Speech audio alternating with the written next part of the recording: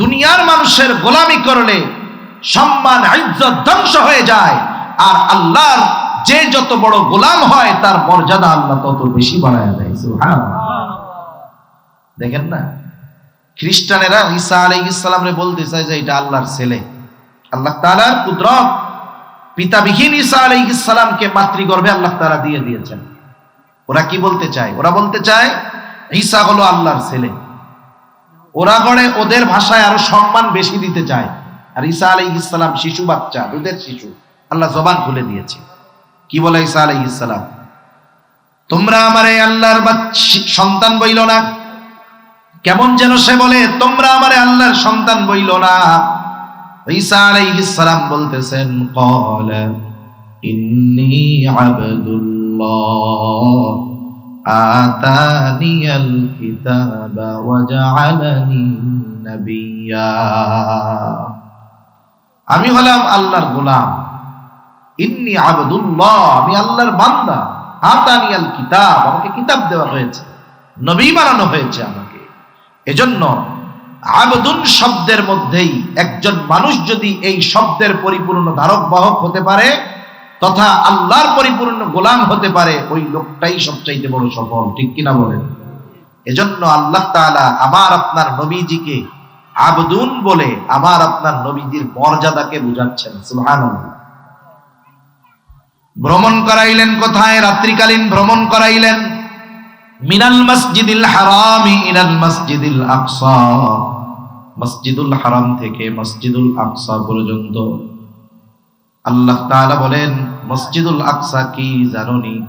আল্লাযী বারাকনা হাওলাহু, মসজিদুল আকসা হলো ওই মসজিদ যার আশপাশের এলাকাকে আল্লাহ তাআলা বরকতময় করেছে। আমি শুরুতেই বলছি, দুইটা বিষয় নিয়ে আমি আপনাদেরকে টাচ দিব। একটা হলো মসজিদুল আকসার বিষয়ে কিছু কথা, আর এই বিষয়ের আলোকেই মেরাজ ইসরার বিষয়ে কিছু কথা আসবে। এগুলো আমি বলবো আমার নির্ধারিত সময়ের মধ্যে। এবার আসেন, যেহেতু ওই ইহুদিদের টার্গেট হলো মসজিদুল আকসার ওই স্থাপনাকে ধ্বংস করে ওইখানে থার্ড টেম্পল নির্মাণ করা, তাদের এই ইচ্ছা মুসলিম উম্মার শরীরে এক বিন্দু রক্ত থাকা পর্যন্ত পূরণ হতে দেওয়া যাবে না। আল্লাহ সুবহানাহু ওয়া তাআলা রাসূল আকরাম সাল্লাল্লাহু আলাইহি ওয়াসাল্লামকে মেরাজ করিয়েছেন তথা সপ্ত আকাশ পাড়ি দিয়ে আরশে আজিম পর্যন্ত নিয়ে গেছেন। আমার আপনার নবীজি সশরীরে সেইখানে গেছেন। এটার প্রতি যদি কেউ সন্দেহ পোষণ করে, বিশ্বাস না রাখে, তাহলে তার ঈমানের মধ্যে সমস্যা আছে। আমাদের দেশের অনেক আধুনিক মানুষ মুসলমানের ঘরে জন্ম নেওয়ার পরেও এই বিষয়ে সন্দেহ পোষণ করে। বলেন তো, আল্লাহ তাআলা হলেন এমন এক মহান সত্তা, ওনার জন্য রাসূল আকরাম সাল্লাল্লাহু আলাইহি ওয়াসাল্লামকে সশরীরে সপ্ত আকাশ পাড়ি দিয়ে আরশে আজিম পর্যন্ত নেওয়া, এটা আল্লাহর জন্য কঠিন না অতি সহজ? সেজন্য এই ব্যাপারে কোনো সংশয় সন্দেহ অন্তরে রাখা যাবে না। যেই রাত্রে এই ইসরা আর মেরাজের ঘটনা ঘটলো, রাসূলুল্লাহ সাল্লাল্লাহু আলাইহি ওয়াসাল্লাম কাবা চত্বরে কিছু মুসলমানদের সাথে বসে আছেন। উনি ওই রাত্রের ঘটনা বর্ণনা করতেছেন, আর কাফেররা প্রতিদিন সকালবেলায় নবীজির আশেপাশে বসে থাকতো যে আজকে কি কথা মুহাম্মদ বলে, কোন কথা নিয়ে মুহাম্মদকে ধরা যায়, ওই আশায় তারা থাকতো। নবীজি যখন বললেন যে এই রকম ঘটনা ঘটছে, আমাকে রাতের বেলায় মসজিদুল হারাম থেকে মসজিদে আকসা পর্যন্ত নেওয়া হয়েছে, ওইখান থেকে সপ্ত আকাশ পাড়ি দিয়ে আল্লাহ তাআলার দিদার নসিব হয়েছে, এই কথা যখন নবীজি বলতেছেন, পাশের থেকে আবু জেহেল উতবা সাহেবা চিন্তা করে, মুহাম্মদ মানুষের দিয়া অন্যান্য কথা যতই বিশ্বাস করাইছো, এই কথা আর বিশ্বাস করাইতে পারবা না। এখন এরা দৌড়াইয়া আগে আবু বকর সিদ্দিক রাদিয়াল্লাহু তাআলা আনহুর কাছে গেছে। ওই দিন মজলিসে আবু বকর সিদ্দিক রাদিয়াল্লাহু তাআলা আনহু উপস্থিত ছিল না। চিন্তা করছে, আবু বকরকে দিয়ে যদি এই ঘটনা অবিশ্বাস করানো যায়, তাইলে অন্যান্য সবাই এমনিই অবিশ্বাস করবে। এই চিন্তা করে কাফেররা আবু বকর সিদ্দিক রাদিয়াল্লাহু তাআলা আনহুর কাছে গেছে, গিয়া বলে, আবু বকর শুনছো তোমাদের নবী কি বলে? কি বলে? বলে সে নাকি এক রাত্রের মধ্যেই মসজিদুল হারাম থেকে মসজিদে আকসায় গেছে, এরপরে সেখান থেকে সপ্ত আকাশ পাড়ি দিয়ে সে নাকি আল্লাহর সাথে কথাবার্তা বইলা আবার রাত শেষ হওয়ার আগেই নাকি চলে আসছে। আবু বকর সিদ্দিক রাদিয়াল্লাহু তাআলা আনহু বলে, এই কথা কি নবীজি সাল্লাল্লাহু আলাইহি ওয়াসাল্লাম বলছে? ওরা বলে, হ্যাঁ, আমরা নিজ কানে শুনে আইসা তোমার কাছে বলতেছি। আবু জেহেল উতবা সাহেবা চিন্তা করছে, এবার মনে হয় আবু বকর বলবে, না রে, এটা তো হইতে পারে না। কিন্তু আবু বকর সাথে সাথে বলতেছে, নবীজি যদি এটা বলে থাকে, এটা যে সত্য এ ব্যাপারে কোনো সন্দেহ নাই। সুবহানাল্লাহ। ওরা যেই আশা নিয়ে আবু বকরের কাছে গেছে, সেই আশার গুড়ে বালি। কি হইল ঘটনা? রাসূল আকরাম সাল্লাল্লাহু আলাইহি ওয়াসাল্লাম বলেন, দুইজন ফেরেশতা আসছে, আমাকে জমজম কূপের কাছে নিয়ে গেছে। লম্বা ঘটনা, আমি সংক্ষিপ্ত সারে বলতেছি। প্রথমে নবীজি সাল্লাল্লাহু আলাইহি ওয়াসাল্লামের সিনা চাক করা হয়েছে, সার্জারি করা হয়েছে, সিনা পরিষ্কার করা হয়েছে জমজমের পানি দিয়া। সিনা চাক রাসূল আকরাম সাল্লাল্লাহু আলাইহি ওয়াসাল্লামের দুইবার, কোন কোন বর্ণনায় আসছে তিনবার নবীজির সিনা চাক করা হয়েছে।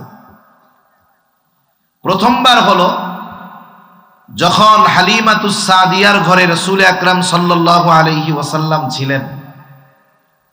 একদিন হালিমাতুস সাদিয়ার মেয়ে তথা ওনার দুধ ভাই দুধ বোনদের সাথে উনি মাঠে গেছেন, নবীজি সাল্লাল্লাহু আলাইহি ওয়াসাল্লাম। উনি এক জায়গায় বসে আছেন, ওরা খেলাধুলা করতেছে।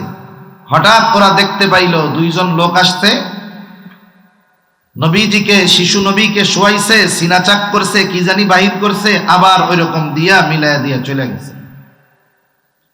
প্রথমবার নবীজির সিনাচাক করানো হয়েছে, এর দ্বারা কি হলো? প্রত্যেকটা মানুষের শিশুকালে শিশু সুলভ কিছু আচরণ থাকে। আল্লাহ তাআলা নবীজি সাল্লাল্লাহু আলাইহি ওয়াসাল্লামের মধ্য থেকে ওই শিশু সুলভ বিষয়গুলোকে আল্লাহ তাআলা দূর করে দিয়েছেন। এজন্য নবীজির শৈশবকালেও অন্যান্য বাচ্চাদের মতো নবীজি হই হুল্লা দৌড়াদৌড়ি খেলাধুলা করতেন না। উনি এক জায়গায় বসে কি জানি গভীর মনোযোগে ভাবতেছেন, এরকমটাই মনে হইত। এরপরে দ্বিতীয়বার যেই বর্ণনা আসছে, যৌবনকালে নবীজির একবার সিনাচাক করা হয়েছে। কেন? কারণ মানুষ যখন যৌবনকালে পদার্পণ করে, ওই বয়সে তার অনেক কিছু মনে চায়, করতে চায়। এই যৌবনের যেই আচরণগুলো, এই ধরনের কিছু বিষয় থেকে নবীজিকে হেফাজতের জন্য আল্লাহ তাআলা যৌবনকালে দ্বিতীয়বার সিনাচাকের ব্যবস্থা করেছেন।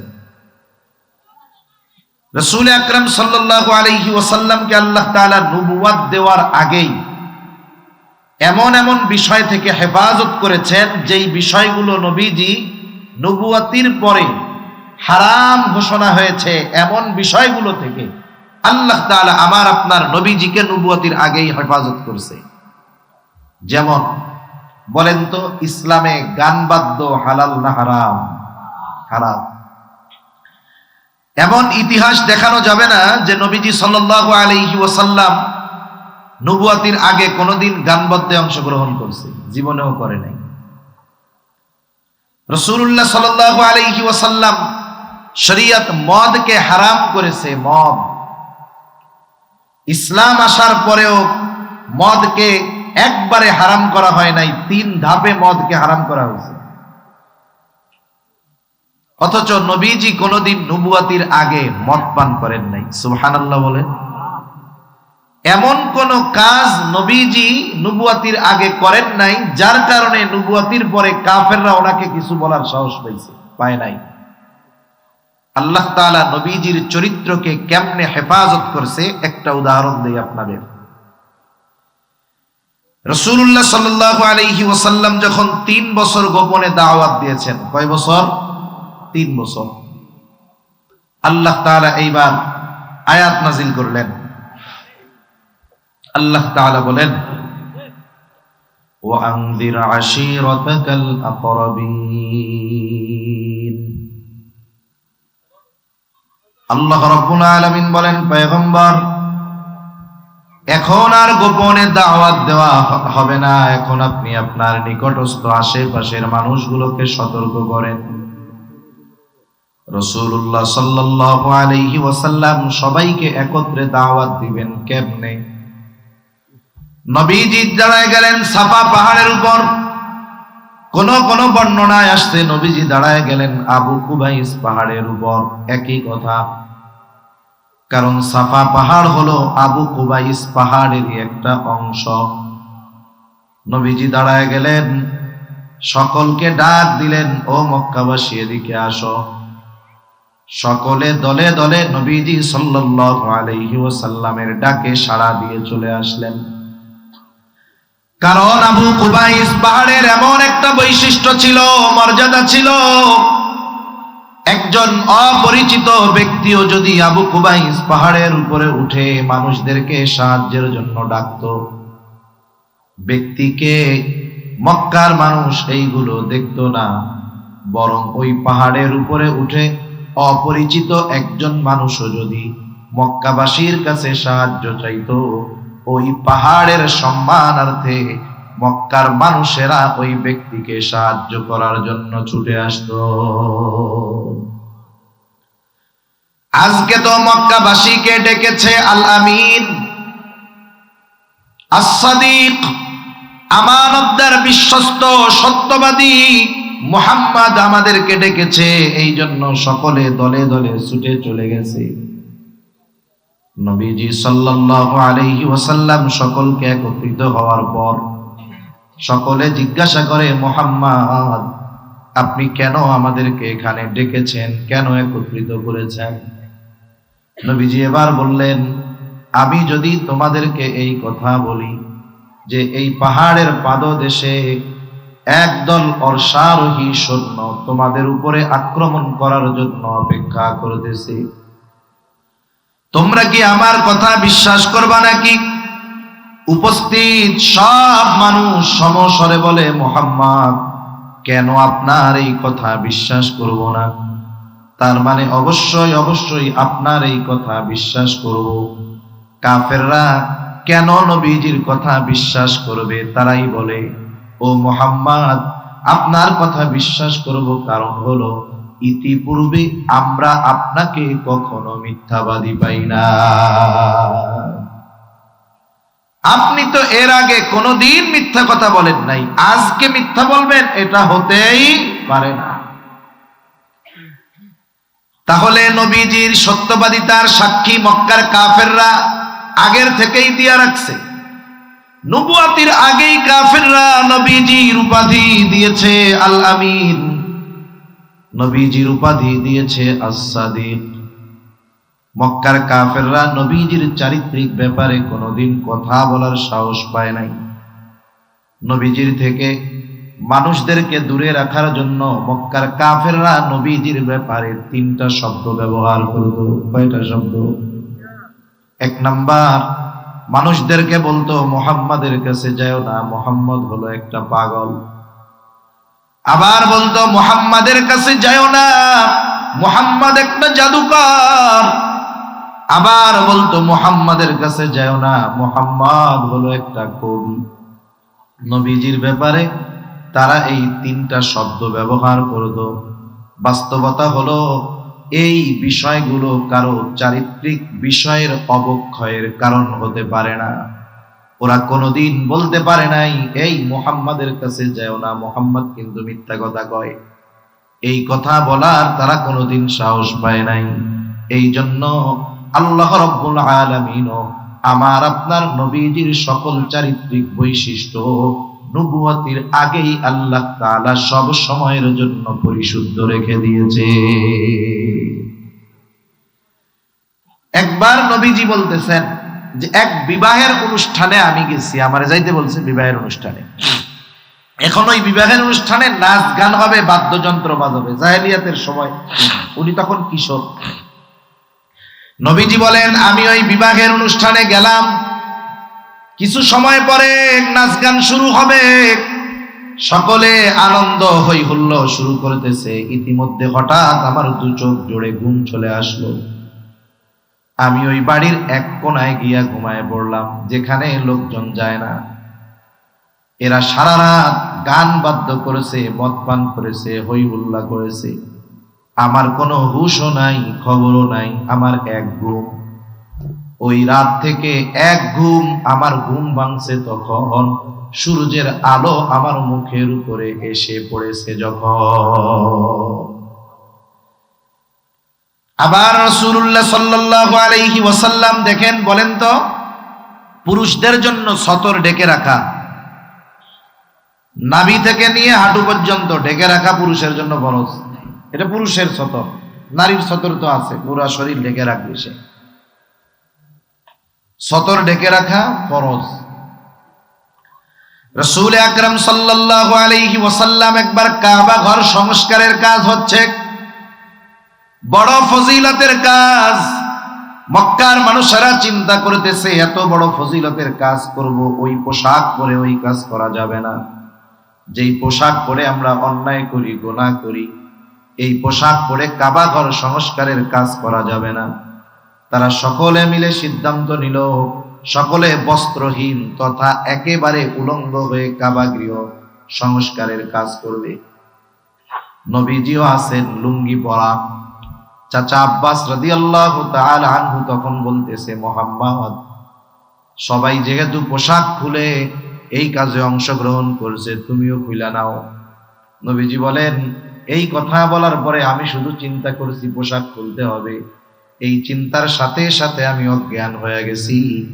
এইভাবে আল্লাহ তাআলা আমার আপনার নবীকে নবুয়তির পরে যেই বিষয়গুলো উম্মতের জন্য নিষেধ হয়েছে, ওই বিষয়গুলো থেকে আল্লাহ তাআলা নবুয়তির আগেই আমার আপনার নবীজিকে হেফাজত করেছে।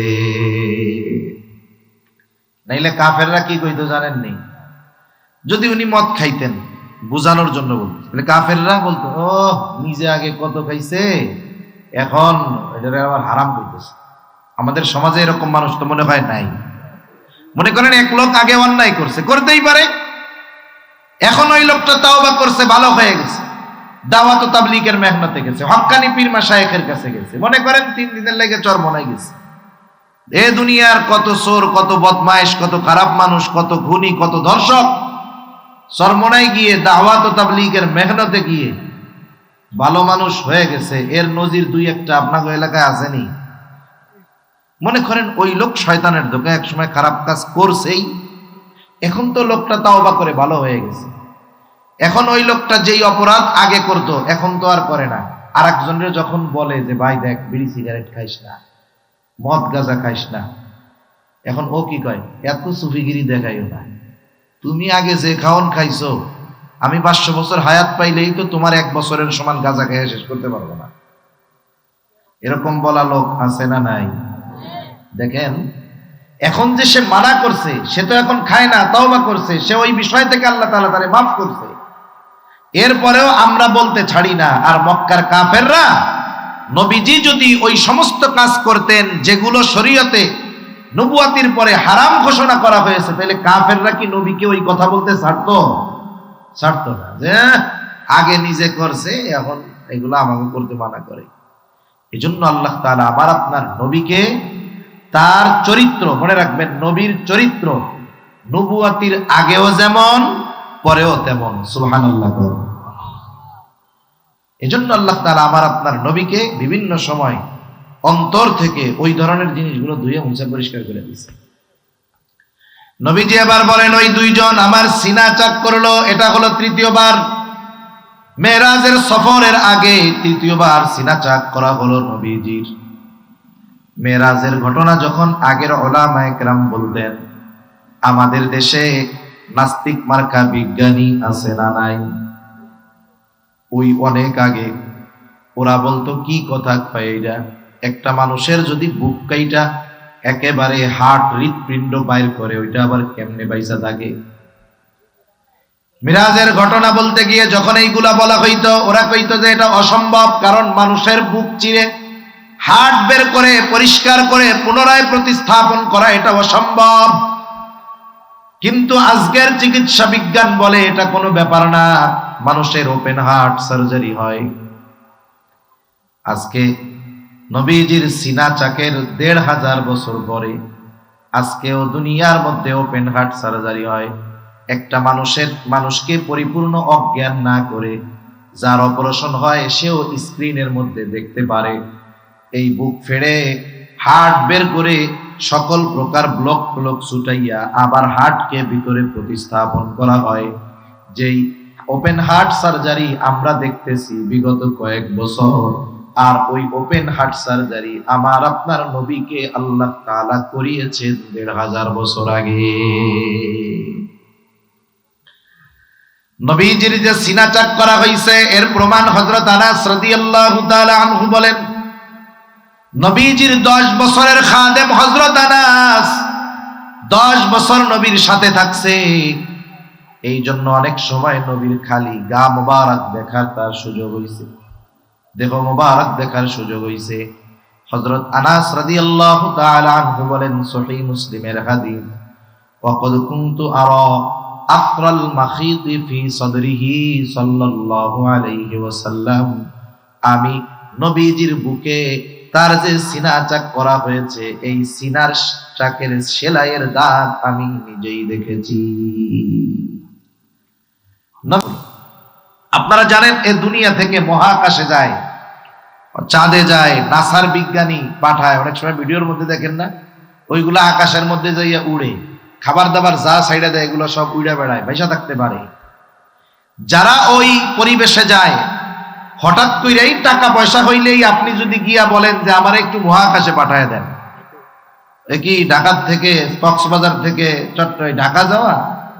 আমরা গেলাম এয়ারপোর্টে, টিকিট একটা কাটলাম, টিকিট দিল, বিমানে উঠলাম, আকাশ দিয়ে উড়ে দেয় ১ ঘন্টা পর ঢাকা নেমে গেলাম। এটা কি এই জিনিস? না। নাসায় যারা যায়, মহাকাশে যারা যেতে চায় তাদেরকে দীর্ঘ সময় কালব্যাপী ট্রেনিং দেওয়া হয়, প্রস্তুত করা হয়। কারণ দুনিয়ার অবস্থা, পৃথিবীর অবস্থা, পৃথিবীর পরিবেশ আর ওই জায়গার পরিবেশ ভিন্ন। ওই পরিবেশে যেন সে তাকে মানিয়ে নিতে পারে, এই জন্য তাকে ২, ৪, ৬ মাস, ১ বছর, বরং তার চাইতে বেশি ট্রেনিং দিয়ে প্রস্তুত করে এরপরে তাকে মহাকাশে পাঠানো হয়।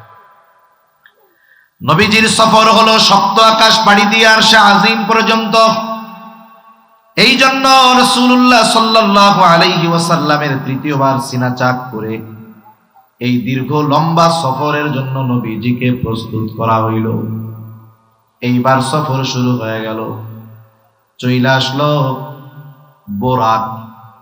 বোরাক হলো এমন একটা প্রাণী, খচ্চরের চাইতে বড়, ঘোড়ার চাইতে ছোট, গাধার চাইতে ছোট, খচ্চরের চাইতে বড়। আমাদের অঞ্চলে অনেক জায়গায় মাঝে মধ্যে দেখি, বাজারেও পোস্টার কিনতে পাওয়া যায়, সাদা একটা ঘোড়া, ঘোড়ার সাথে 2টা লাগাই দিয়েছে ডানা, দেখেন নাই মনে হয় আপনারা? আবার হাদিসে আছে বোরাক নাকি কথা কইতে পারে, এবার লাগাই দিয়েছে সাথে মানুষের একটা মাথা। আরে গর্দবের দল, ওইটারে ঘরের মধ্যে বরকত মনে করে টানায় রেখে দেয়, কয় যে এটা নাকি নবীজির বোরাক। নাউজুবিল্লাহ। রাসূল আকরাম সাল্লাল্লাহু আলাইহি ওয়াসাল্লাম এবার বোরাকের উপরে আরোহণ করলেন, বোরাকের উপরে চড়ে বসলেন। প্রথম সফর হলো মসজিদুল হারাম থেকে মসজিদুল আকসা পর্যন্ত। এখন আসেন বোরাকের গতি কত ছিল। বিজ্ঞানীরা বলে যে সপ্ত আকাশ পাড়ি দিয়ে আরশে আজিম পর্যন্ত এটা পৌঁছানো অসম্ভব, ওইখানে পৌঁছানোর মতো কোনো বাহন এখন পর্যন্ত তৈরি হয় না। ওরা বলে যে ওইখান পর্যন্ত পৌঁছানোর কোনো বাহন তৈরি হয় নাই। আলোর গতি, আলো, আমরা যে কারেন্ট আছে না, বিদ্যুৎ, এর গতি হলো প্রতি সেকেন্ডে ১,৮৬,০০০ মাইল। প্রতি সেকেন্ডে কত? ১,৮৬,০০০ মাইল। সূর্যের দূরত্ব কত? ৯,৩০,০০,০০০ মাইল দূর। সূর্যের আলো দুনিয়াতে আসতে সময় লাগে ৮ মিনিট, ৮.৫ মিনিটের একটু বেশি, ৮ মিনিট ৩৩-৩৪ সেকেন্ড বা এরকম হবে। সূর্য 9,30,00,000 মাইল দূরে, সূর্যের আলো দুনিয়াতে পৌঁছাইতে সময় লাগে 8.5 মিনিটের মতো। সূর্য পৃথিবীর চাইতে 13 লক্ষ গুণ বড়, কিন্তু এই সূর্যটা দূরত্বের কারণে কেমন মনে হয়? মনে হয় যে সিদ্ধ ডিমের একটা কুসুম, তাই না? অথচ বড় কত? 13 লক্ষ পৃথিবী ওর মধ্যে ঢুকায় দেওয়া যাবে। দূরত্বের কারণে ছোট মনে হয়। মাঝে মধ্যে আকাশ যখন পরিষ্কার, আমরা আকাশে ছোট ছোট তারকা দেখি, দেখছেন না? তারকা, এই তারকাগুলো দেখতে ছোট মনে হয়, আসলে ছোট না। কেন? দূরত্বের কারণে ছোট। এক একটা তারকা কত বড়, যে একটা তারকার মধ্যে যেই সূর্য পৃথিবীর চাইতে 13 লক্ষ গুণ বড়, ওই রকম কোটি কোটি মিলিয়ন মিলিয়ন সূর্য একটা তারকার মধ্যে ঢুকায় দেওয়া যাবে। সুবহানাল্লাহ। এখন বলেন তো, আকাশে কত তারকা আছে, এর হিসাব কারো জানা আছে? কারো জানা নেই। মহাকাশ নিয়ে যারা গবেষণা করে, নাসা যদি জিজ্ঞাসা করেন, বলো তো আকাশে কত তারা আছে, ওরা বলবে এর হিসাব আমাদের জানা নাই, অগণিত তারকা আছে। এখন আসেন, এই তারকাগুলো কোথায়? সব তারকাগুলো প্রথম আসমানের নিচে। আল্লাহ তাআলা বলেন, ইন্না যায়্যানাস সামাআদ দুনিয়া বিজিনাতিল কাওয়াকিব। আল্লাহ তাআলা বলেন, আমি দুনিয়ার আসমানকে নক্ষত্রপুঞ্জ দ্বারা সুসজ্জিত করেছি। যত নক্ষত্র আমরা দেখি সব প্রথম আকাশের নিচে। রাসূলুল্লাহ সাল্লাল্লাহু আলাইহি ওয়াসাল্লাম বলেন, বুরাকের গতি হলো দৃষ্টি সীমার শেষ পর্যন্ত। তার মানে এখান থেকে আমরা তারকাও দেখতে পাই, এই তারকাটাও দেখতে পাই। তার মানে বুরাকের প্রতিটা পদক্ষেপ, এই যে তারকা দেখি, তার চাইতে অনেক অনেক বেশি দূরে। এক এক সেকেন্ডে 1,86,000 মাইল যায় না, বরং দৃষ্টি সীমার শেষ যেখানে এক পদক্ষেপে বোরাক তত দূর পর্যন্ত পৌঁছায়া যায়। আর বোরাকের এই গতি যিনি দান করেছেন, তিনি কে? অসম্ভব মনে হয় নাকি? এখন সূর্য চন্দ্র তারকাগুলো কত দূর? তারকাগুলো হলো এত দূর, বিজ্ঞানীরা কিছুদিন আগে কোয়েসার নামে একটা নক্ষত্র আবিষ্কার করছে, এর দূরত্ব নির্ণয় করছে ওরা। এর দূরত্ব হইল কত? বলে পৃথিবী থেকে যদি কোনো বাহন ওই তারকার দিকে রওনা দেয়, একটা বাহন ওই তারকায় যাবে, গতি কত? সেকেন্ডে 1,86,000 মাইল। প্রতি সেকেন্ডে 1,86,000 মাইল গতিতে যদি কোনো বাহন পৃথিবী থেকে ওই কোয়েসারের দিকে রওনা দেয়, এই গতিতে যদি 1000 বছরও চলে, 1000 বছর, কত বছর? 1000 বছর চলবে। গতি কিসের? বিদ্যুতের গতির ন্যায়। 1 সেকেন্ডে 1,86,000 মাইল। এই গতিতে যদি 1000 বছর চলে, তাহলে পৃথিবীর সবচাইতে নিকটে, প্রথম আসমানের নিকটে, সবচাইতে নিকটে যেই তারকা, ওই তারকা পর্যন্ত পৌঁছাইতে পারবে না। একটু চিন্তা করেন যে প্রথম আকাশের নিচে আল্লাহ কত জায়গা রাখছে। এই বিজ্ঞানীরা আগে এক সময় বলতো যে হুজুররা খালি ওয়াজ করে। কি ওয়াজ করে? বলে যে এই লোকটা যাররা পরিমাণ ঈমান নিয়ে মরবে, যদি তার কোনো বদআমল থাকে, যাররা পরিমাণ ঈমান নিয়ে যদি মরতে পারে, তার পাপ কাজের শাস্তি দেওয়ার পরে আল্লাহ তাআলা ওই ব্যক্তিকে সবচাইতে ছোট জান্নাত দান করবে। তার ছোট জান্নাতটা কতটুকু? হাদিসের মধ্যে আসছে, যার জান্নাতটা ছোট হবে, তার জান্নাতটাও এই দুনিয়ার কমপক্ষে 10 গুণ হবে। এখন এই ওয়াজ কি 2024 সালে আইসা আমি আপনাদের করতেছি, নাকি 1500 বছর ধরে চলতেছি? এখন আগে তো এই ওয়াজ হুজুররা করতো, আর ওই নাস্তিকরা করলে হুজুরে কয় কি, দেখছো? হুজুরে কয় কি? আমরা দেশে 2টার বেশি নয়, একটা হইলে ভালো হয়, এ স্লোগান আসেনি আপনাকে? ওইদিকে কয় না যে 2টার বেশি না, একটা হইলে ভালো হয়। এখন তো যে শিক্ষা ব্যবস্থা প্রণয়ন হচ্ছে, যে পাঠ্যপুস্তক প্রণয়ন হচ্ছে, যা করতেছে ঈমানও যাবে, একটাও হবে না। যাই হোক, আমি তো ওই বিষয়ের দিকে বলতেছি না, এই জন্য বললাম না। আল্লাহ আমাদের এই গজব থেকে হেফাজত করুক, সকলে বলি আমিন।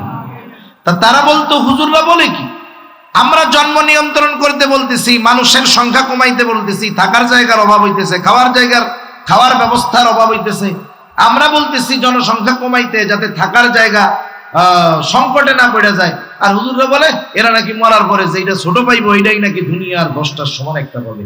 এত জায়গা পাইবো কি বলে, এত জায়গা পাবে কোথায়?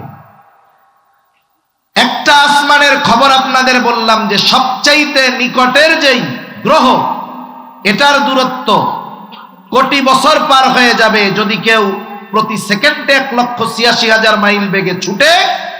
কোটি বছর পার হলেও ওই তারকা পর্যন্ত পৌঁছাতে পারবে না। আর ওই তারকা প্রথম আসমানের নিচে, প্রথম আসমানের নিচে। আল্লাহ বলতেছেন যে এগুলো আসমানকে আমি সুসজ্জিত করেছি। একটা সাধারণ মোটা মাথার মানুষও বুঝতে পারে যে তাহলে প্রথম আসমানের নিচে কত জায়গা। বলেন তো আসমান কি একটা না আরো আছে? আল্লাহ তাআলা বলেন আল্লাযী খালাকা সাবআ সামাওয়াতিন তিবাকা। আল্লাহ তাআলা সপ্ত আকাশ আসমানকে 7 স্তর বিশিষ্ট করে সৃষ্টি করেছেন।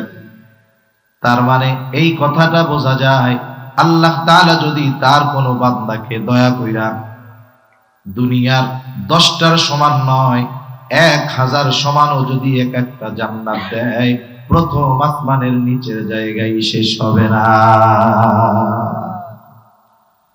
যে কথার থেকে এত দূর গেলাম যে বোরাকের দূরত্ব সেকেন্ডে মানে এক মুহূর্তে কত দূর, দৃষ্টি সীমার শেষ পর্যন্ত। মানুষের দৃষ্টি সীমা কত দূর যায়? খোলা আকাশে আমরা ওই 1 কোটি আলোকবর্ষ মাইল দূরের ওই তারকাটাকেও আমরা দেখতে পারি। তার মানে বোরাক এক পদক্ষেপে এর চাইতে বেশি যায়। সুবহানাল্লাহ বলে নবীজি সফর শুরু করলেন। ওখান থেকে সফর শুরু হলো। জমিনের যেই ভ্রমণটা, এটাকে বলা হয় ইসরা। মসজিদুল হারাম থেকে মসজিদুল আকসা পর্যন্ত ভ্রমণটাকে বলা হয় ইসরা। আল্লাহ তাআলা সে কথা কোরআনুল কারীমের মধ্যে বলেন, সুবহানাল্লাযী আসরা বিআবদিহি লাইলাম মিনাল মাসজিদিল হারাম ইলাল মাসজিদিল আকসাল্লাযী বারাকনা হাওলা লিনুরিয়াহু মিন আয়াতিনা ইন্নাহু হুয়াস সামিউল বাসীর। পুত পবিত্র ওই মহান সত্তা যিনি তার বান্দাকে মসজিদুল হারাম থেকে মসজিদুল আকসা পর্যন্ত ভ্রমণ করিয়েছেন। আল্লাহ তাআলা বলতেছেন বিআবদিহি, নবীজিকে আবদুন বলে আল্লাহ তাআলা অভিহিত করেছেন। মনে রাখবেন, এই দুনিয়ায় মালিক হইতে পারলেই দাম তা না, বরং পরিপূর্ণ আবদুন তথা আল্লাহর গোলাম হতে পারলেই সে সফল হয়ে যায়। আমার তো অনেক কথা বলতে মন চাইতেছে, কিন্তু সব কথা বলতে গেলে আমি যতটুকু পর্যন্ত যাইতে চাই ততটুকু পর্যন্ত আমার জন্য যাওয়া কঠিন হবে। এখন দেখেন, আমরা মনে করি স্বাধীনতার মধ্যেই মনে হয় পূর্ণাঙ্গ সফলতা। এই যে স্বাধীনতা, মানবাধিকার স্বাধীনতা বলতে বলতে বলতে কি হচ্ছে দেখেন না? এখন আমাদেরকে বুঝাইতে যাচ্ছে একটা ছেলে হয়ে জন্ম নিছে, এখন ওর তো একটা স্বাধীনতা আছে। ও যখন বড় হবে, ও যদি মনে মনে নিজের মাইয়া কয় তাইলে নাকি ও মাইয়া হয়ে যাবে। নাউজুবিল্লাহ। এই ধরনের কথা বলার সাহস কেমনে হলো? কারণ মানুষকে স্বাধীনতার নামে, মানবাধিকারের নামে ইসলাম বিদ্বেষী বানানো হচ্ছে। বাস্তবতা হলো এই ধরনের স্বাধীন চেতা মানুষের কোনো দাম নাই। বলেন তো, আকাশে অনেক পাখি উড়ে যাইতেছে, লক্ষ লক্ষ পাখির জাক। আমার সাথে মনে করেন একজন আছে, আমি ওরে বললাম, দোস্ত তুমি কি বক পাখি খাইতে মজা লাগে তোমার? বলে হ্যাঁ, পাইলে তো খামু। তাহলে দেখো, ওই যে আকাশে উড়ে যাইতেছে, 1000-এর উপরে বক আছে, তুমি আমারে 500 টাকা দাও। এখন বলেন তো, যেই স্বাধীন পাখি, খাঁচার বাহিরের পাখি, আমি যদি কেউরে 500 টাকা না 5 টাকাও চাই যে ওই পাখিগুলোর মালিক তোমারে বানায় দিলাম, ও কি আমারে দিবে বলেন তো? বলবে হুজুর এত বলদ ভাবেন কেন, এ পাখির 5 পয়সাও কোনো দাম নাই। কিন্তু বলেন তো ওই পাখিগুলোর মধ্যে থেকে একটা পাখি যদি খাঁচায় বন্দি করে আয় না বলি, কিনবেন? দাম কত? 500 টাকা, বাজারে 800। লুফে 500 টাকা দিয়ে কেনার লোক একজন না 50 জন বের হয়ে যাবে, ঠিক কিনা বলেন? তাহলে এই পাখিটার দাম হইল কেন? আবদ্ধ হওয়ার কারণে, জেলখানার মধ্যে বা খাঁচার মধ্যে আবদ্ধ হওয়ার কারণে। আমরা মুসলমান, আমরা যদি খাঁচার বাইরে চলে যেতে চাই, তথা শরীয়তের যেই সীমা, খাঁচার বাইরে যদি চলে যেতে চাই, আমাদের কোনো দাম নাই, আখিরাত বরবাদ, দুনিয়া বরবাদ। কিন্তু শরীয়তের খাঁচার মধ্যে যদি থাকি, তাহলে আমাদের দাম আছে। সেজন্য আবদুন, যে গোলাম, যে সে আল্লাহর গোলাম। দুনিয়ার মানুষের গোলামি করলে সম্মান ইজ্জত ধ্বংস হয়ে যায়, আর আল্লাহর যে যত বড় গোলাম হয় তার মর্যাদা আল্লাহ তত বেশি বাড়ায় দেয়। সুবহানাল্লাহ। দেখেন না, খ্রিস্টানেরা ঈসা আলাইহিস সালামরে বলতে চায় যে এটা আল্লাহর ছেলে। আল্লাহ তাআলার কুদরত, পিতাবিহীন ঈসা আলাইহিস সালামকে মাতৃগর্ভে আল্লাহ তাআলা দিয়ে দিয়েছেন। ওরা কি বলতে চায়? ওরা বলতে চায় ঈসা হলো আল্লাহর ছেলে। ওরা গড়ে ওদের ভাষায় আরো সম্মান বেশি দিতে চায়। আর ঈসা আলাইহিস সালাম শিশু বাচ্চা, দুধের শিশু। আল্লাহ জবান খুলে দিয়েছে। কি বলে ঈসা আলাইহিস সালাম? তোমরা আমারে আল্লাহর সন্তান বইল না। কেমন যেন সে বলে, তোমরা আমারে আল্লাহর সন্তান বইল না। ঈসা আলাইহিস সালাম বলতেছেন, ক্বালা ইন্নী আবদুল্লাহ আতানিয়াল কিতাবা ওয়া জাআলানি নাবিয়্যা। আমি হলাম আল্লাহর গোলাম। ইন্নী আবদুল্লাহ, আমি আল্লাহর বান্দা। আতানিয়াল কিতাব, আমাকে কিতাব দেওয়া হয়েছে, নবী বানানো হয়েছে আমাকে। এজন্য আবদুন শব্দের মধ্যেই একজন মানুষ যদি এই শব্দের পরিপূর্ণ ধারক বাহক হতে পারে, তথা আল্লাহর পরিপূর্ণ গোলাম হতে পারে, ওই লোকটাই সবচাইতে বড় সফল, ঠিক কিনা বলেন? এজন্য আল্লাহ তাআলা আমার আপনার নবীজিকে আবদুন বলে আমার আপনার নবীজির মর্যাদাকে বুঝাচ্ছেন। সুবহানাল্লাহ। ভ্রমণ করাইলেন কোথায়? রাত্রিকালীন ভ্রমণ করাইলেন। মিনাল মসজিদিল হারামি ইলাল মসজিদিল আকসা, মসজিদুল হারাম থেকে মসজিদুল আকসা পর্যন্ত। আল্লাহ তাআলা বলেন, মসজিদুল আকসা কি জানোনি? আল্লাযী বারাকনা হাওলাহু। মসজিদুল আকসা হলো ওই মসজিদ যার আশপাশের এলাকাকে আল্লাহ তাআলা বরকতময় করেছে। আমি শুরুতেই বলছি, দুইটা বিষয় নিয়ে আমি আপনাদেরকে টাচ দিব। একটা হলো মসজিদুল আকসার বিষয়ে কিছু কথা, আর এই বিষয়ের আলোকেই মেরাজ ইসরার বিষয়ে কিছু কথা আসবে। এগুলো আমি বলবো আমার নির্ধারিত সময়ের মধ্যে। এবার আসেন, যেহেতু ওই ইহুদিদের টার্গেট হলো মসজিদুল আকসার ওই স্থাপনাকে ধ্বংস করে ওইখানে থার্ড টেম্পল নির্মাণ করা, তাদের এই ইচ্ছা মুসলিম উম্মার শরীরে এক বিন্দু রক্ত থাকা পর্যন্ত পূরণ হতে দেওয়া যাবে। তাহলে মসজিদুল আকসার এক নাম্বার কি আছে? আল্লাহ তাআলা বলেন, বারাকনা হাওলাহু, আমি আল্লাহ তার আশপাশ চতুর্পাশকে বরকতময় করেছি। এজন্য জেরুজালেম, মসজিদুল আকসা হলো বরকতময় এক ভূমি, জেরুজালেম। শুধু তাই না, আল্লাহ রাব্বুল আলামিন এই জেরুজালেম মসজিদুল আকসার আশেপাশের এলাকাকে আল্লাহ তাআলা পবিত্র জমিন বলে অভিহিত করেছে। তাহলে মসজিদুল আকসা বলতে কতটুকু আপনারা বুঝবেন? আপনারা যারা বর্তমান সময়ের ছবি দেখছেন, জেরুজালেমের দুইটা ভাগ, একটা হলো ওল্ড সিটি আর একটা হলো নিউ সিটি। ওল্ড সিটিটা দেখবেন যে পুরা চারিদিকে দেওয়াল দিয়ে ঘেরা আছে, ওর ভিতরে অনেকগুলো স্থাপনা।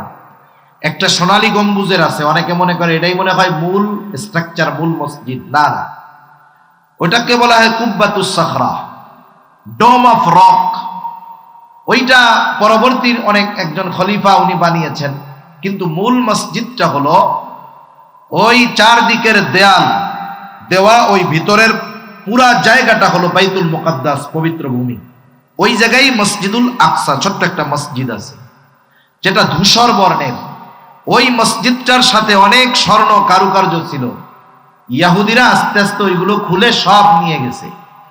ওই মসজিদটাকে তারা হাইলাইট করে না, মূল মসজিদ যেটা ওইটারে ওরা হাইলাইট করে না, মানুষের সামনে শুধু ওই ডোম অফ রকরে সামনে আনে, মানে আগামী প্রজন্ম অথবা মানুষ যেন মনে করে এটাই মনে হয় মূল মসজিদ। আসলে কিন্তু তা না। মূল মসজিদটা এক সাইডে, ছবি থাকলে দেখবেন ওইটা ধূসর বর্ণের, ওরা ওইটাকে ভেঙে দিতে চায়, এজন্য ওইটারে সামনে আনে কম, যাতে মুসলমান না বুঝে। তা ওই পুরা জেরুজালেম ওল্ড সিটি যেটা চারদিকে দেওয়াল দিয়ে ঘেরা, এটা পুরোটাই পবিত্র ভূমি, বরকতময় ভূমি। ঘোষণা কার? আল্লাহ তাআলা। যেমন কেউ যদি মক্কায় গিয়ে নামাজ পড়ে, বায়তুল্লাহর সাথে সে যত দূর চলে যাক, জামাতে শরীক হইলে বায়তুল্লাহ নামাজ পড়ার যেই ফজিলত, সে সেই ফজিলত পরিপূর্ণরূপে লাভ করবে। হারামের যেই এরিয়া আছে, একেবারে বায়তুল্লাহর সাথে যেই হুকুম, হারামের এরিয়ার মধ্যে পরিপূর্ণভাবে সেই হুকুম, অথচ এরিয়াটা অনেক বড়, বিশাল বিস্তর জায়গা নিয়ে। এজন্য মসজিদুল আকসা বলতে শুধু মূল মসজিদটাকেই আমরা মনে করব না, বরং ওই যে চারদিকে দেওয়াল দেওয়া যেই জেরুজালেম সিটি, ওল্ড সিটি যেটা, এটা পুরোটাই বরকতময়, পুরোটাই আল্লাহ তাআলা পবিত্র জমিন বলে ঘোষণা দিয়েছেন। আল্লাহ তাআলা কোরআনুল কারীমের মধ্যে হযরত মূসা আলাইহিস সালাতু ওয়াস সালাম যখন বনি ইসরাঈলদেরকে জেরুজালেমের মধ্যে প্রবেশ করতে বলতেছিল, আল্লাহ তাআলা বলেন, মূসা আলাইহিস সালাম বলতেছে, ইয়া কওমি দখুলুল আরদাল মুকদ্দাসাতাল্লাতী কাতাবাল্লাহু লাকুম ওয়ালা তারতাদ্দু আলা আদবারিকুম ফাতানকালিবু খাসিরিন। আল্লাহ তাআলা বলেন, মূসা তার সম্প্রদায়কে বলতেছে, ইয়া কওমি দুখুলুল আরদাল মুকদ্দাস, হে আমার সম্প্রদায়, তোমরা ওই পবিত্র জমিনের মধ্যে প্রবেশ করো, যেই জমিনের মালিকানা আল্লাহ তোমাদেরকে লিখে দিয়েছে। কারণ তখন জেরুজালেম শাসন করত জালেম এক গোত্র, তাদের বিরুদ্ধে যুদ্ধ করার কথা বলতেছে যে তোমরা ওই পবিত্র ভূমির মধ্যে ঢুইকা পড়ো, যেই ভূমি, যেই জমিনের মালিকানা আল্লাহ তোমাদেরকে দিয়েছে। তোমরা শুধু যুদ্ধ করার জন্য সামনের দিকে অগ্রসর হইবা, তোমরা সামনে যাবা, শত্রু বাহিনী যতই শক্তিশালী হোক, ওই শত্রুর বিরুদ্ধে তোমাদেরকে যিনি বিজয় দান করবেন তিনি কে? তবে একটা কাজ, সামনে যাবা তো যাবা, পেছনের দিকে আসবা না, তাহলে ক্ষতিগ্রস্ত হয়ে যাইবা। তাহলে মসজিদুল আকসা তথা জেরুজালেমের ভূমি, এটা হলো পবিত্র ভূমি, বরকতময় ভূমি, পবিত্র ভূমি। এবার আসেন, এই জেরুজালেম এটা মুসলমানদের প্রথম কিবলা। মুসলমানদের কি প্রথম কিবলা? আব্দুল্লাহ ইবনে আব্বাস রাদিয়াল্লাহু তাআলা আনহু থেকে বর্ণিত, রাসূল আকরাম সাল্লাল্লাহু আলাইহি ওয়াসাল্লাম যখন মক্কায় ছিলেন, তিনি জেরুজালেমের দিকে তথা বাইতুল মুকদ্দাসের দিকে ফিরে নামাজ পড়তেন। মক্কা থেকে বাইতুল মুকদ্দাস হলো উত্তর দিকে, মক্কা থেকে মদিনা এরও আরো উত্তরে হলো বাইতুল মুকদ্দাস। নবীজি যখন মক্কায় ছিলেন, বাইতুল্লাহর দক্ষিণ পাশে দাঁড়াইতেন, উত্তর দিকে মুখ করতেন। আব্দুল্লাহ ইবনে আব্বাস রাদিয়াল্লাহু তাআলা আনহু বলেন, ওয়াল কাবাতু বাইনা ইয়াদাই, কাবা থাকতো সামনে, এরপরে উত্তরে থাকতো বাইতুল মুকদ্দাস। নবীজি এইবার বাদামা হাজারা ইলাল মদিনা, নবীজি এবার মক্কা থেকে মদিনায় হিজরত করলেন, মদিনায় গিয়ে নামাজ পড়া শুরু করলেন বাইতুল মুকদ্দাসের দিকে। আগে তো মক্কায় থাকতে বাইতুল্লাহ সামনে নিতে পারতেন, যেহেতু বাইতুল মুকদ্দাস উত্তর দিকে, কাবা পড়ে গেছে দক্ষিণ দিকে। মদিনা থেকে কাবা হলো দক্ষিণ দিক, বাইতুল মুকদ্দাস হলো উত্তর দিক। এখন বলেন তো, নবী যদি বাইতুল মুকদ্দাসের দিকে ফিরে নামাজ পড়ে, কাবা সামনে থাকে নাকি পেছনে পড়ে যায়? কথা বুঝেন নাই? কোন দিকে পড়ে? পেছনের দিকে পড়ে। নবীজি 16 মাস নামাজ পড়ছে এই অবস্থায়, কিন্তু নবীজির অন্তরের মধ্যে তামান্না, আরে এই কাবা যদি মুসলমানদের জন্য কিবলা হয়ে যাইত কতই না ভালো হইতো।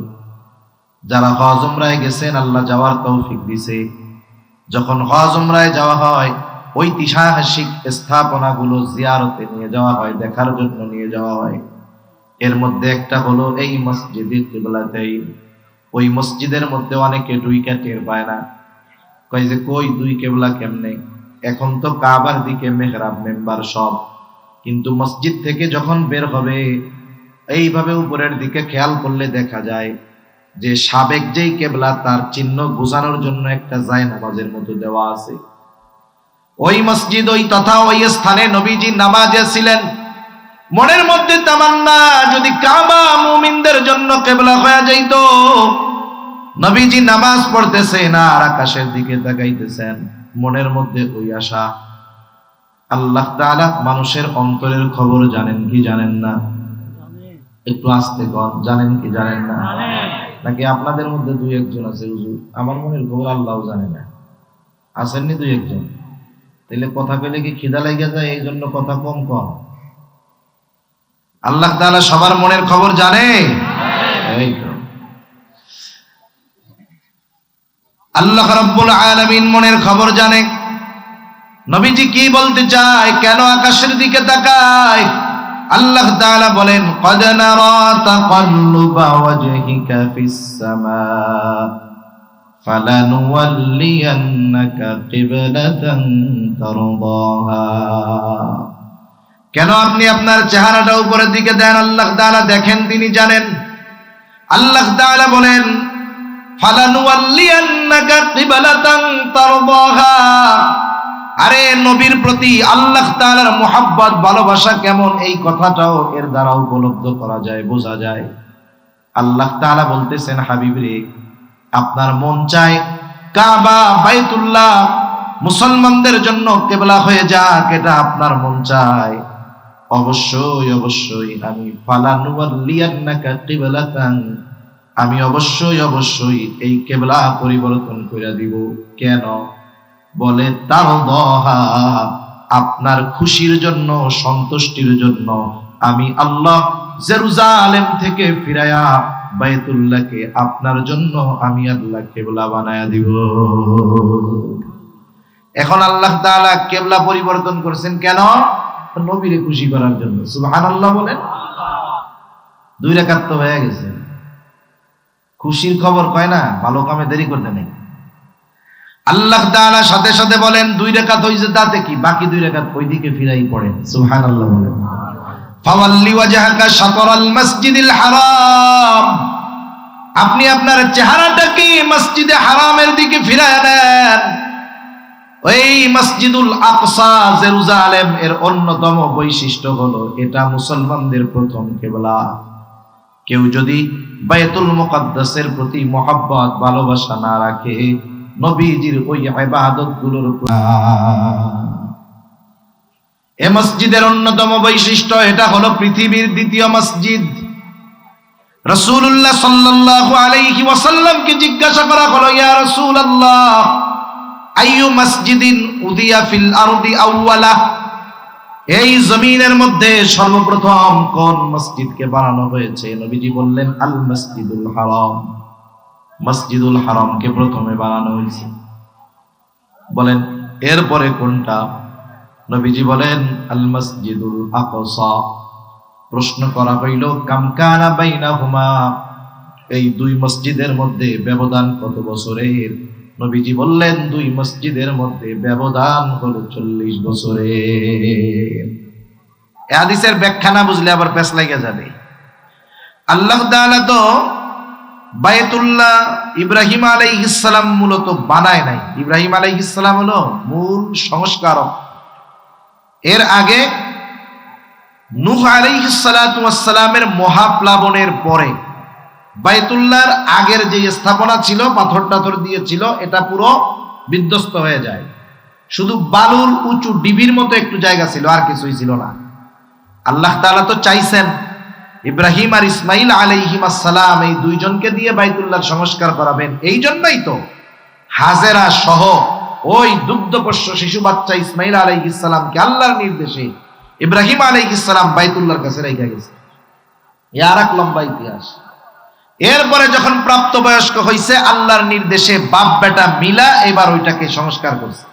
বর্তমান যেই বাইতুল্লাহ দেখেন, এটা কিন্তু ইব্রাহিমী যে স্ট্রাকচার তা নয়। আপনারা যারা হজ উমরায় গেছেন, তাওয়াফের সময় দেখবেন বাইতুল্লাহর সাথেই এইরকম চাঁদের মতো বাঁকানো একটা দেয়াল আছে, ছবি টবিতে দেখছেন না? এটাকে বলা হয় হাতিমে কাবা। এটাও কাবার অংশ। মূল ঘর, চার কোণা যেই ঘর, ওর মধ্যে যদি কেউ ঢোকার পরে সে যেই দিক খুশি সেই দিক ফিরা নামাজ পড়তে পারবে। কিন্তু বাহিরে ওই যে চাঁদের মতো যেই অংশটা, ওই ভিতরে যদি কেউ যাইতে পারে, যাওয়া যায়, অনেক মানুষ যায় এখন। ওই জায়গাটাও যেহেতু কাবার অংশ, ওই জায়গায়ও সে যেদিকে খুশি সেদিকে ফিরে নামাজ পড়তে পারবে। হাতিমে কাবার এরিয়ার মধ্যে ঢুকছে, বাইতুল্লাহর পেছনে দিয়ে সামনের দিকে ওই দেয়াল বাঁকানো যেটা, ওইটার সামনে দিয়ে নামাজ পড়ছে, তার নামাজ হয়ে যাবে। এখন কথা হইল, তাইলে ওইটারে বাইরে রাখা হইল কেন? ইব্রাহিম আলাইহিস সালাম কিন্তু পুরোটা নিয়ে বানাইছিলেন। পরবর্তীতে কুরাইশরা যখন কাবা ঘর সংস্কার করলো, সংস্কার করার সময় তাদের অর্থের অভাবে হাতিমে কাবা ওই অংশটাকে আর মূল অংশের মধ্যে তারা ঢুকাইতে পারে নাই, একটু ছোট করে বানায় রেখে দিয়েছে। ইব্রাহিম আলাইহিস সালামের কাবার স্ট্রাকচার ছিল, দরজা ছিল 2টা, আর এখন দেখবেন দরজা কত উপরে, প্রায় 5-6 ফুট উপরে দরজা। ওই সময় দরজা ছিল 2টা, একটা দিয়া ঢুকতো আর একটা দিয়া মানুষ ইবাদত করে বাইরে হয়ে যেত। কুরাইশরা করলো কি, দরজার যেই ভিত্তি এটারে অনেক উপরে নিয়ে গেল আর দরজা বানায় দিল একটা, যাতে কেউ সহজে মূল স্ট্রাকচার, মূল কাবার মধ্যে না ঢুকতে পারে। এই জন্য এক দরজা বানাইলো, দরজা উপরে দিয়ে দিল, যে ওরা যাকে খুশি তাকে ঢুকতে দিবে। এভাবে চলছে দীর্ঘকাল। নবীজি আয়েশা সিদ্দিকা রাদিয়াল্লাহু তাআলা আনহার কাছে বলছেন যে আমার তো মন চায় যে আমি এটাকে ভেঙে পুনরায় ইব্রাহিমী যেই স্ট্রাকচার, ওই স্ট্রাকচারে কাবাকে নিয়ে আসি। 2টা দরজা দিয়ে দেই, এক পাশ দিয়ে মানুষ ঢুকবে আর এক পাশ দিয়ে বের হবে, দরজাটা নিচু হবে, সাথে আর একটু বড় হবে। কিন্তু করেন নাই কেন? ঝামেলা, ফিতনার আশঙ্কার কথা চিন্তা করে। পরবর্তীতে আব্দুল্লাহ ইবনে জুবায়ের রাদিয়াল্লাহু তাআলা আনহু, আয়েশা সিদ্দিকা রাদিয়াল্লাহু তাআলা আনহার ভাগ্নে আসমা বিনতে আবু বকর রাদিয়াল্লাহু তাআলা আনহার ছেলে আব্দুল্লাহ বিন জুবায়ের, জুবায়েরের ছেলে আব্দুল্লাহ, উনি যখন এই মক্কার কাবা ঘরটার কথা খালার মুখে শুনছে যে নবীজির আশা ছিল, করতে চাইতেন কিন্তু এই চিন্তায় করতেন না, উনি ওইটাকে ভাঙা ওই ইব্রাহিমী যে স্ট্রাকচার, ওই স্ট্রাকচারে করছিলেন। এটাকে কেন্দ্র করে হাজ্জাজ বিন ইউসুফ এনার উপরে অনেক নির্যাতন করে নৃশংসভাবে ওনাকে শহীদ করেছিলেন। এই ইতিহাস অন্যদিকে। তাহলে কোন কথার থেকে গেলাম? যে মসজিদুল হারাম এটা মুসলমানদের কেবলা হওয়ার আগে প্রথম কেবলা ছিল এই মসজিদুল আকসা, জেরুজালেম। সেজন্য এটার সাথে মুসলমানদের ইবাদতের, নবীজির সেজদার ইবাদতের সম্পর্ক আছে। আর এটা হলো পৃথিবীর প্রথম মসজিদ। মসজিদুল হারাম হলো পৃথিবীর প্রথম মসজিদ। ইব্রাহিম আলাইহিস সালাম এটাকে সংস্কার করেছেন। এর 40 বছর পরে মসজিদুল আকসা ইব্রাহিম আলাইহিস সালাতু ওয়াস সালামের হাতে প্রতিষ্ঠিত হয়েছে। এই দুইটার ব্যবধান হলো 40 বছর। এই দৃষ্টিকোণ থেকে নবীজি বলেছেন এই দুইটার মধ্যে ব্যবধান হলো 40 বছরের। অনেকে মনে করে মসজিদুল আকসা মনে হয় সুলাইমান আলাইহিস সালাম বানাইছে। না না, সুলাইমান আলাইহিস সালাম এটাকে জিনদেরকে দিয়ে সংস্কার করেছিলেন, কিন্তু মসজিদুল আকসা এটা প্রতিষ্ঠিত হয়েছে ইব্রাহিম আলাইহিস সালামের হাতে। এটা পৃথিবীর দ্বিতীয় মসজিদ। এই মসজিদ এমন এক মসজিদ যেই মসজিদের মধ্যে 1 রাকাত নামাজ পড়লে কমপক্ষে 250 রাকাতের সওয়াব হয়। আমাদের সামর্থ্য থাকলে মক্কা মদিনায় গিয়ে 1 লক্ষ রাকাতের, মদিনায় গিয়ে 1000 রাকাতের সওয়াব অর্জন করতে পারি। কিন্তু যেই মসজিদ 250 রাকাতের সওয়াব পাওয়া যায়, যেই মসজিদ পৃথিবীর দ্বিতীয় মসজিদ, যেই মসজিদ মুসলমানদের প্রথম কেবলা, টাকা পয়সা থাকলেই ওই মসজিদে গিয়ে আল্লাহর কুদরতি কদমে একটা সেজদা দেওয়া যায় না। এই জালেমগুলোর কারণে আমরা আল্লাহর কাছে দোয়া করি আর আশা করি ইনশাআল্লাহ এমন একটা সময় আসবে আমরাও ওইখানে গিয়ে আমাদের প্রথম কেবলার ওই মসজিদে গিয়ে সেজদা দিতে পারবো ইনশাআল্লাহ। আমরা না পারি, আমাদের পরবর্তী প্রজন্ম পারবে ইনশাআল্লাহ। এবার আসেন ওই মসজিদের অন্যতম আর একটা বৈশিষ্ট্য কি, পৃথিবীর 3টা মসজিদে সফরের উদ্দেশ্যে, দেখার উদ্দেশ্যে, ভ্রমণের উদ্দেশ্যে যাওয়া যায় ফজিলত মনে কইরা। ফজিলত মনে করে 3টা মসজিদে দেখতে যাওয়া যায়। আমাদের অঞ্চলে আছে 60 গম্বুজ মসজিদ। কেউ যদি এই চিন্তা করে যে ওই মসজিদ দেখতে গেলে আমার বড় ফজিলত হবে, তাহলে তার গুনাহ হবে। কত মানুষ মাঝে মধ্যে দেখি নামাজ কালাম কিছু পড়ে না, ওই জায়গায় গিয়ে 2 রাকাত নামাজ পড়ে। কেন পড়লি রে? কয় ফজিলত আছে। একটু আগে জোহরের নামাজ গেছে, এটা পড়ে নাই, কিন্তু ওইটার সময় বাইরে দাঁড়াইয়া বিড়ি টানছে। একটু পরে ওইটার ভিতরে ঢুইকা 2 রাকাত নামাজ পড়ছে। কেন পড়লি? কয় এটার মধ্যে ফজিলত আছে। কেউ যদি এই মনে করে ওইখানে যায়, ওইখানে নামাজ পড়লে ফজিলত, গুনাহ হবে। কি হবে জোরে বলেন? গুনাহ হবে। নবীজি বলেন পৃথিবীর 3টা মসজিদ, 1 নাম্বার মসজিদুল হারাম, মসজিদুল নববী আর মসজিদুল আকসা। এই 3টা মসজিদে ফজিলত মনে কইরা ভ্রমণ করা যাবে, কোনো অসুবিধা নাই, বরং যাওয়া জরুরি। এরপরে আসেন অন্যতম আর একটা ফজিলত। নবীজি এক হাদিসের মধ্যে বলেন দাজ্জালের যখন আবির্ভাব ঘটবে, 4টা মসজিদের এরিয়ায় দাজ্জাল ঢুকতে পারবে না। কয়টা জোরে বলেন? 1 নাম্বার মসজিদুল হারাম, 2 নাম্বার মসজিদুল নববী, 3 নাম্বার মসজিদুল আকসা, 4 নাম্বার হলো মসজিদুত তুর। এই তুর একটা মসজিদ আছে, ওইখানে ঢুকতে পারবে না, এছাড়া সব জায়গায় ঢুকতে পারবে।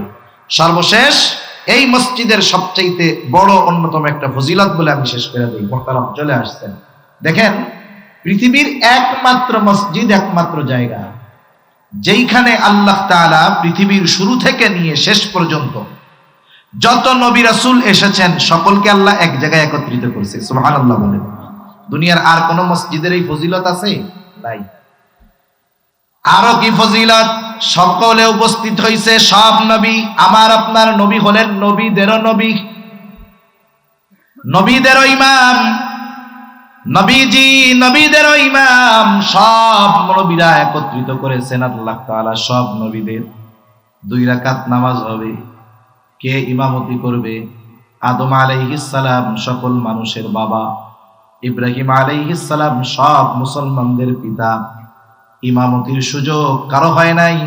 জিব্রাইল ঠেলা দিয়া আমার আপনার নবীকে সামনে আগায় দিয়া বলে আজকে এই জামাতের ইমামতি করার যোগ্যতা একমাত্র আল্লাহ তাআলা আপনাকেই দিয়েছে।